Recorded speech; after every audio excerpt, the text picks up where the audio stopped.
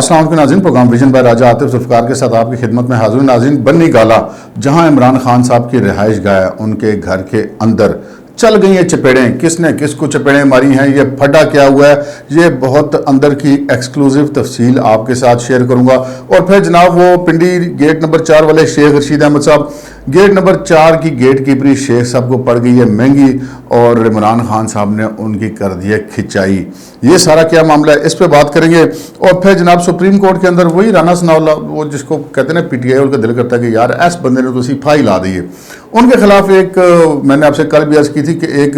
تقریباً توہین عدالت یا ایک مفروضے پر مبنی توہین عدالت کی درخواست انہوں نے دی تھی. آج اس کی سماعت ہوئی اور عدالت نے بھی یہ کہہ دیا کہ جناب مفروضوں پہ ہم کارروائی نہیں کر سکتے. لیکن وہ کہتے ہیں نا کہ بندہ عطار کی دکان پہ جائے تو وہ عطر خریدے نہ یا خریدے خوشبو لے کے اٹھتا ہے. تو کچھ ایسا ہی معاملہ ہے کہ یہ نہیں ہو سکتا کہ پی ٹی آئی عدالت میں جائے اور پھر بے فیض واپس آئے. اس کو تو مفروضہ قرار دیا لیکن بے فیض بھی واپس نہیں آئے. ان کو ایک منہ مانگا ریلیف بھی دیا گیا ہے. وہ کیا معاملہ ہے اس پہ بات کریں گے، مگر اس سے پہلے کہ ہم اپنے پروگرام کو آگے بڑھیں، آپ سے گزارش ہے کہ اگر ابھی تک آپ نے ہمارے چینل سبسکرائب نہیں کیا تو پلیز کر لیجئے، ساتھ ہی بیل آئیکن بھی دبا دیجئے تاکہ جو ہی ہمارا کوئی نیا پروگرام اپلوڈ ہوتا ہے تو اس کا نوٹیفیکیشن فوری طور پر آپ کو موصول ہو سکے.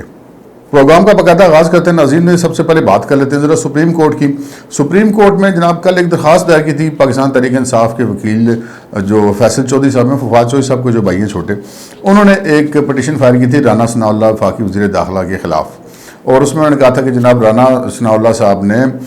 جو پنجاب میں وزیر اعلیٰ کا الیکشن ہے اس میں جو ہے ہمارے بندے ادھر ادھر کر دینے کی دھمکی دی ہے، جو کہ عدالت کا حکم ہے، اس کی خلاف ورزی اور توہین عدالت کی گئی ہے، جس میں عدالت نے یہ کہا تھا کہ ریاستی مشینری جو ہے وزیر اعلیٰ کے انتخاب میں استعمال نہیں ہوگی. تو رانا ثناء اللہ صاحب نے اس کی خلاف ورزی کر دی. خیر کل یہ پٹیشن فائل ہوئی اور ایک 2 رکنی بینچ بن گیا. جسٹس جو ہیں وہ اعجاز الحسن صاحب کی سربراہی میں، اور دوسرے رکن تھے اس کے جسٹس منیب اختر. یہ 2 رکنی بینچ تھا. اچھا، انہوں نے یہ کہا کہ جناب یہ آپ نے درخواست تو دے دی لیکن اس کے ساتھ ہمیں کچھ چیزیں بھی تو دینا، بتائیں کیا چیزیں آپ نے دینی ہے کہ ہم اس کے اوپر توہین عدالت ہوئی ہے یا نہیں، ہم اس کو دیکھیں گے. تو ان کو وقت دیا گیا اور کل انہوں نے سپریم کورٹ کا جو آفس ٹائم تھا وہ کلوز ہونے سے پہلے جو کچھ اخبارات کی کٹنگز جو ان کے رانا ثناء اللہ صاحب کا جو بیان تھا اور ایک جو ٹی وی پروگرام یا میڈیا ٹاکس میں جو ان کی گفتگو تھی اس کی ویڈیو USB کے ذریعے اور اس کا ٹرانسکرپٹ جو ہے وہ عدالت میں جمع کروایا. آج پھر اس کی سماعت ہوئی اور فیصل چودھری صاحب نے جو وہ بیان جو ٹرانسکرپٹ تھا اس کے اوپر اپنے دلائل دیے. اچھا، اس میں نے آپ سے کل بھی عرض کی تھی کہ جو رانا ثناء اللہ صاحب کے اوپر یہ الزام لگا رہے ہیں وہ یہ لگا رہے ہیں کہ رانا صاحب نے یہ کہا کہ میں بندے ادھر ادھر کر دوں گا، جبکہ وہ جو بیان ہے رانا ثناء اللہ صاحب کا اس میں انہوں نے یہ کہا ہے کہ اگر وزیر اعلیٰ کے انتخاب کے روز 5-7 بندے اگر ادھر ادھر ہو جاتے ہیں اور اپنی مرضی سے ادھر ادھر ہو جاتے ہیں تو اس پہ پھر یہ میں تو کچھ نہیں کر سکتا. اس قسم کی انہوں نے بات کی تھی. اب یہ بات جو ہے وہ بظاہر توہین عدالت کے زمرے میں نہیں آتی، لیکن پی ٹی آئی والے کہتے ہیں کہ نہیں جی یہ تو ہونی چاہیے. وہ آج پھر انہوں نے کہا کہ جناب عدالت کے اندر فیصل چودھری صاحب نے کہ جی دیکھیں وہ اطالہ نے بھی ہمارے 3 اراکین کو جو ہے وہ 25 کروڑ روپے کی آفر کی ہے، اور وہ راہیلہ جو لیگی MPA خاتون ہیں انہوں نے بھی ہمارے 3 اراکین کو جو ہے وہ ٹیلی فون کیے ہیں. اور پھر انہوں نے یہ کہا جناب کہ ہمارے ایک وہ امیدوار نہیں تھے، رکن تھے سعید صاحب، وہ جو ترکی چلے گئے، ان کو بھی 40 کروڑ روپے مبینہ طور پہ دے کے ترکی بھجوا دیا گیا. اور وہ جو 3 اراکین اسمبلی ہے جن سے رابطہ کیا گیا تھا، آفر کی گئی تھی، ان کے بیان الفی بھی موجود ہیں. تو عدالت نے ان سے پوچھا کہ جناب یہ جو بیان الفی آپ کے موجود ہیں یہ کہاں ہیں؟ انہوں نے کہا جی وہ تو لاہور میں. انہوں نے کہا اس کا مطلب ہے آپ کے پاس کاغذ پورے نہیں. اور پھر عدالت نے یہ بھی کہا کہ جی ان تینوں بیان الفی میں عبارت ایک جیسی ہے، یعنی کہ اگر 3 لوگوں کو الگ الگ فون کیے گئے ہیں اور ان کے الگ الگ بیان ہیں تو عبارت بھی تو مختلف ہوگی. لیکن یہ عبارت تو بالکل ایک جیسی ایسے لگتا ہے کہ بظاہر ایسا لگتا ہے کہ یہ کسی ایک ہی جگہ پہ لکھے گئے ہیں. خیر لیکن وہ بیان الفی پروڈیوس نہیں کر سکے اوریجنل والے، جس پر عدالت نے جب وہ ٹرانسکرپٹ وغیرہ سارا سنا، ویڈیو بھی شاید انہوں نے دیکھی ہوگی، تو اس کے بعد عدالت نے یہ کہا کہ جناب بات یہ ہے کہ اس میں جو ہمارا جو کام ہے وہ یہ ہے کہ ہم یہ دیکھیں کہ ہمارے کون سے حکم کی عدالتی خلاف ورزی ہوئی ہے. اگر تو ریاستی مشینری استعمال کر کے آپ کے بندے اٹھائے جاتے ہیں، ادھر ادھر کیے جاتے ہیں، تو پھر تو توہین عدالت بنے گی، پھر ہم اس پہ کارروائی بھی کریں گے. لیکن ایک مفروضہ ابھی آپ ایک فرض کر رہے ہیں کہ جی رانا ثناء اللہ صاحب ریاستی مشینری کا استعمال کر کے ایسا کریں گے، تو مفروضے کی بنیاد پر توہین عدالت کی کارروائی نہیں ہو سکتی. تو پھر وہ جو امیدیں لے کے گئے تھے پی ٹی آئی والے وہ ان کی پوری نہیں ہوئی. لیکن پھر وہ کہتے ہیں نا چلتے چلتے کچھ نہ کچھ تو لے کے ہی جائیں گے. پی ٹی آئی کا بھی خالی ہاتھ تو آئی نہیں آج تک عدالتوں سے مبینہ طور پہ. تو بہرحال انہوں نے یہ پھر کہا کہ جناب وہ دیکھیں الیکشن کمیشن جو ہے وہ ہمارے خلاف ہے. عدالت نے کہا کہ جناب الیکشن کمیشن آپ کے خلاف ہے, ہمارے تو خلاف نہیں ہے, اور نہ ہی انہوں نے کہا کہ ہمارے تعلقات خراب ہے الیکشن کمیشن سے. عدالت نے کہا جی ہمارے تو تعلقات خراب نہیں, آپ کیا چاہتے ہیں؟ انہوں نے کہا کہ جناب وہ جو ہمارے اراکین اسمبلی منتخب ہوئے ہیں ان کے جو ہے وہ ابھی تک انہوں نے الیکشن کمیشن نے نوٹیفیکیشن نہیں کیا. تو عدالت نے کہا کہ جی ٹھیک ہے, اگر الیکشن ہے کل تو کل سے پہلے وہ نوٹیفیکیشن کر دیں گے, اگر نوٹیفیکیشن نہ ہوا تو آپ پھر ہمارے پاس آ جانا. سو یہ معاملہ پھر جو ہے اس طرح یہ نمٹا دیا گیا. تو جو رانا ثناء اللہ صاحب نے وہ جو کہتے ہیں نا کہ وہ میں محاورتاً کہہ رہا ہوں کہ پھا لانے کی جو کوشش ہے وہ ایک دفعہ پھر پاکستان تحریک انصاف کی طرف سے ناکام ہوئی, کیونکہ آخری امید ان کی عدالتوں سے ہی ہوتی ہے. اب وہ اس کو یہ بھی کہہ سکتے ہیں کہ جی چونکہ ہم قانون پسند شہری ہیں تو اس وجہ سے عدالتوں سے امید ہوتی ہے, لیکن ایک کہانی کوئی اور ہے, آپ کو بھی پتہ ہے مجھے بھی پتہ ہے مبینہ طور پہ. تو پھر اچھا اب ہم آتے ہیں اس خبر کی طرف. وہ جو گیٹ نمبر 4 والے شیخ رشید احمد صاحب تو آپ کو پتہ ہے کہ وہ تو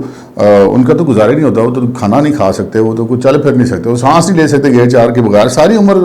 سن 85 سے دیکھ لے کے آج 2022 آ گیا, تو اتنے طویل عرصے میں ان کی سیاست تو ساری ادھر ہی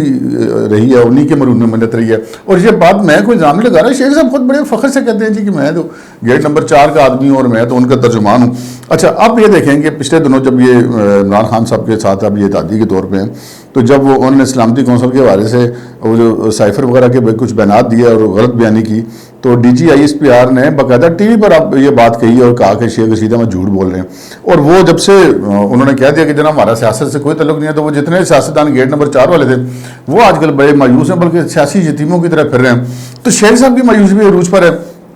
شیخ صاحب کو ایک قسم جھاڑ بھی پڑ گئی نا, D G I S P R نے کہہ دیا کہ جناب یہ شیخ رشید جھوٹ بول رہا. حالانکہ اس وقت بات ہوتی کہ جس وقت یہ شیخ صاحب وزیر داخلہ تھے تو انہوں نے کہا یہ سابق وزیر داخلہ اور یہ بندہ جھوٹ بول رہا ہے. تو وہ لیکن شیخ صاحب جو ہے وہ بے مزہ نہیں ہوتے, وہ کہتے ہیں نا کہ وہ محبوب کی گلیاں کھا کر بھی بے مزہ نہیں ہوتے, تو شیخ صاحب بے مزہ نہیں ہوتے. اچھا جب اس کے بعد شیخ صاحب نے دیکھا کہ یار چلو گیٹ کے دروازے تو بند ہو ہی گئے ہیں, لیکن یہ تو کام میں تو ان کی گڈ بکس میں سے نکل جاؤں گا اس طرح کی حرکتیں کر کے. انہوں نے جناب کچھ اس قسم کے بیان دینے شروع کیے کہ وہ اپنے لیے دوبارہ سپیس پیدا کر سکے. بیانات اس طرح کے دینے شروع کیے کہ وہ جیسے کل ایک جگہ پہ ان سے ایک صحافی نے سوال کیا کہ جناب وہ آپ کے تعلقات جو آپ کی صلح ہو جائے گی ان سے گیٹ نمبر 4 سے. انہوں نے کہا جی میری تو صلح میرا تو کسی سے جھگڑا ہی نہیں ہے. وہ بیسکلی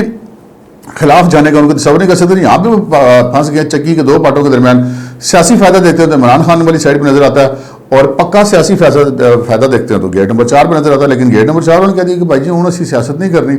تو ان کے پاس آپشن نہیں, لیکن وہ ان کو ناراض کرنے کا رسک بھی نہیں لے سکتے.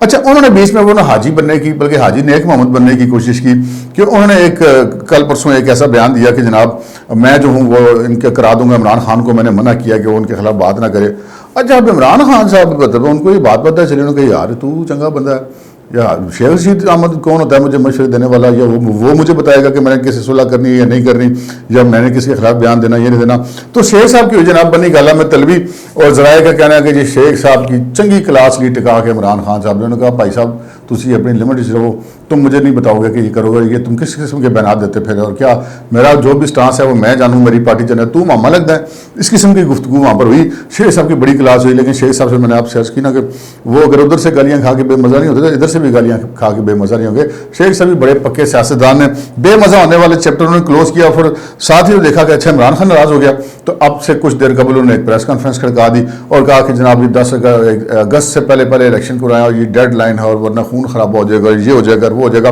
بیسکلی یہ جو آج کی پریس کانفرنس میں وہ کہہ رہے ہیں جی وہ پرویز علیہ وزیر اعلیٰ بن جائے گا, یہ ہے وہ کہتے ہیں بیگانی شادی میں عبداللہ جو ہے نہ شیخ صاحب کا پنجاب اسمبلی نہ کوئی تعلق, نہ ان کا پاکستان تحریک انصاف سے کوئی تعلق, نہ ان کا مسلم لیگ کاف سے کوئی تعلق, نہ ان کا مسلم لیگ نون سے کوئی تعلق. کون وزیر اعلیٰ بنے گا کون نہیں بنے گا, آپ صوبائی اسمبلی کے ممبر بھی نہیں ہیں, نہ آپ کا کوئی بندہ آپ کی پارٹی کا کوئی صوبائی اسمبلی کا ممبر ہے, تو کون میں خام خواہ. لیکن یہ ساری جو پریس کانفرنس تھی,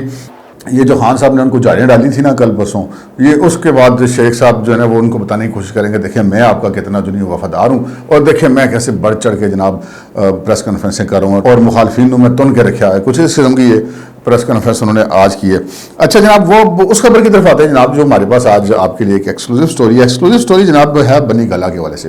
بنی گالا تو ایک بہت بڑے ایریا کا نام ہے نا, بنی گالا کو عمران خان کے گھر کا نام تو نہیں ہے, لیکن یہ جو خبر ہے یہ بنی گالا کے عمران خان کے گھر کے حوالے سے. اب گھر میں بھی پھر آگے 2 چیزیں ہو جاتی ہیں نا, ایک ہے گھر سے باہر کے معاملات, یعنی کہ جو بنی گالا میں عمران خان صاحب کا گھر ہے اس کے باہر بھی تو خان صاحب نے اپنے 200-400 بندے بٹھائے ہوئے نا, وہ جو فائرنگ کر کے مقامی لوگوں کو زخمی بھی کر دیتے ہوتے ہیں, اور وہ تمبو لگا کے پکے بٹھائے ہوئے خان صاحب کے پہرے کے لیے. اب یہ بھی تاثر ہو سکتا ہے نا کہ شاید وہ آپس میں لڑ پڑے یا چپیڑے مار دی, یا ان کے کسی گاؤں کے کسی ارد گرد کے کسی پڑوسی سے جھگڑا کہ جناب ایسی کوئی بات نہیں ہے, یہ لڑائی ہوئی ہے عمران خان صاحب کے گھر کے اندر, اور جن دو افراد کی لڑائی ہوئی ہے ان دونوں کا تعلق براہ راست عمران خان صاحب کے ساتھ ہے. اچھا, ان میں سے ایک صاحب تو ہیں جناب, وہ میرے منہ سے پتہ نہیں کیوں جب بھی ڈاکٹر شہباز گل کا نام نکلتا ہے تو ون اینڈ اونلی کا لفظ میں کہنا نہیں بھولتا, اور یہ اپنے آپ میرے منہ سے نکلتا ہے, میں جان بوجھ کے نہیں کہتا. تو یہ جو ون اینڈ اونلی جو ہے ڈاکٹر شہباز گل, ان کا معاملہ ہے, ان کی ہوئی ہے لڑائی کس ہوئی ہے جناب؟ وہ عمران خان صاحب کے جو پولیٹیکل سیکرٹری ہیں وہاں پر, ان کا نام مجھے بتایا گیا ہے کہ حافظ فرد ان کا نام ہے. حافظ فرد صاحب جو ہیں ان کے پولیٹیکل سیکرٹری ہیں, وہ عمران خان صاحب کی سیاسی مصروفیات کو مینیج کرتے ہیں. خان صاحب نے کس سے ملنا ہے, کس سے نہیں ملنا, کس وقت نے خان صاحب سے ملنا ہے, کس شخصیت نے خان صاحب سے ملنا ہے, یہ سارا شیڈول اور یہ سارے فیصلے جو ہے وہ پولیٹیکل سیکرٹری کرتا ہے. اچھا, اب ڈاکٹر شہباز گل صاحب ہیں جو ون اینڈ اونلی, میں نے آپ سے کہا میرے منہ سے نکل جاتا ہے, اب وہ مطلب بات تو رہ نہیں سکتے, ان کی بھی اپنا ایک مزاج, اپنی ایک فطرت ہے. وہ خان صاحب کے چیف آف سٹاف لگے ہوئے ہیں, وہ لگے ہوئے تو خان صاحب کے چیف آف سٹاف ہیں, لیکن خود کو وہ مطلب چیف آف آرمی سٹاف سے بھی کچھ اوپر کی چیز سمجھتے ہیں, پر ان کی مرضی ہے جی, جو مرضی سمجھے. لیکن انہوں نے جناب وہاں پر ایک معاملہ یہ ہوا کہ جو ملاقاتیں کرانی ہوتی ہیں پولیٹیکل سیکرٹری نے, وہ جناب بغیر کسی نوٹس کے, بغیر کسی ہدایت کے, از خود فیصلہ کرتے ہوئے انہوں نے وہ اختیارات لے لیے اپنے پاس, اور لوگوں کی ملاقاتیں ڈائریکٹ خان صاحب سے کرانی شروع کر دی. اچھا, اس پہ حافظ فرد صاحب جو ہے وہ بڑے جز بز ہوئے, انہوں نے کہا یار یہ کی ہو رہے ہیں, میں ادھر کیا کرنے بیٹھا ہوں. تو وہ برحال پھر ان کے درمیان ہوئی جناب تلخی, ذرائع کا کہنا ہے کہ اچھی خاصی تلخی ہوئی, اور اس تلخی کے نتیجے میں جناب ڈاکٹر شہباز گل نے حافظ فرد کو مبینہ طور پہ تھپڑ دے مارا.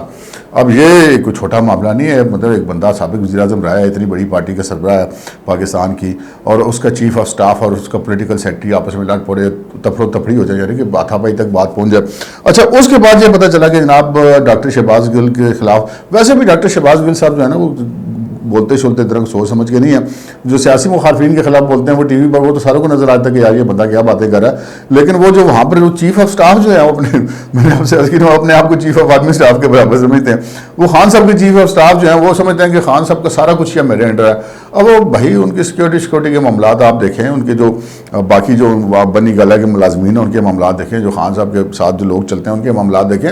پولیٹیکل معاملات آپ کے ساتھ تعلق نہیں, آپ ان کے سیاسی مشیر تو ہیں نہیں, اور پولیٹیکل سیکرٹری تو حافظ فرد ہیں. تو برحال اب یہ خان صاحب جو ہیں وہ ایک دورائے پر آ گئے ہیں, کیونکہ جو باقی سارا سٹاف ہے بنی گالہ میں کوئی 2 4 6 10 لوگوں کا سٹاف تو نہیں ہے, ایک اتنی بڑی بلڈنگ ہے, ایک اتنی بڑی پارٹی ہے, اس کا سربراہ ہے, اس کا وہ گھر ہے,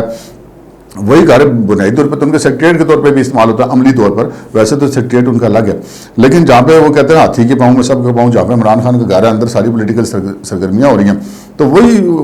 پارٹی سیکریٹریٹ بھی آپ اسی کو سمجھیے. تو وہ جو سارا سٹاف ہے اس کے اندر ذرائع کا یہ کہنا ہے کہ جناب ڈاکٹر شہباز گل کے خلاف نفرت, غصہ پایا جا رہا ہے, مایوسی پائی جا رہی ہے, لوگ پریشان ہیں کہ یار یہ کیا بندہ ہم پہ مسلط ہو گیا. تو خان صاحب دیکھ لیں, اب آپ نے فیصلہ کرنا ہے کہ ڈاکٹر شہباز گل نے آپ کے سیاسی امور نمٹانے ہیں یا حافظ فرد نے, کیونکہ یہ چیزیں کلیئر نہ ہونے کی وجہ سے بات تھپڑوں تک تو آ گئی ہے, تو اس کے آگے پھر بات جو نہیں ہے وہ کہیں پہ بھی جا سکتی ہے. اب تک اتنا ہی, اجازت دیجیے, اللہ حافظ.